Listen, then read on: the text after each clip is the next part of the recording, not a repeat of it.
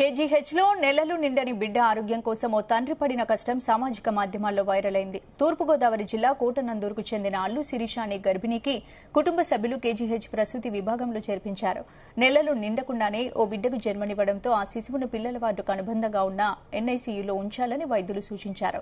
దీంతో ఆ పసికందుకు ఆక్సిజన్ పెట్టి ఎన్ఐసీయూ బయలుదేరారు. నర్సు బిడ్డను పట్టుకుని ముందు నడవగా సమయానికి సిబ్బంది లేకపోవడంతో శిశువు తండ్రి అల్లు విష్ణుమూర్తి ఆక్సిజన్ సిలిండర్ భుజాన వేసుకుని ఆమె వెంట వెళ్లారు.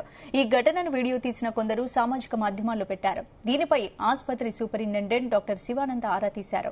వైద్యులు సిబ్బందిని పిలిచి ఆగ్రహం వ్యక్తం చేశారు. ఇటువంటి ఘటనలు పునరావృతం కాకూడదని ఆదేశించారు. ఇక నుంచి బ్యాటరీ వాహనాన్ని అందుబాటులోకి తెస్తామని స్పష్టం చేశారు.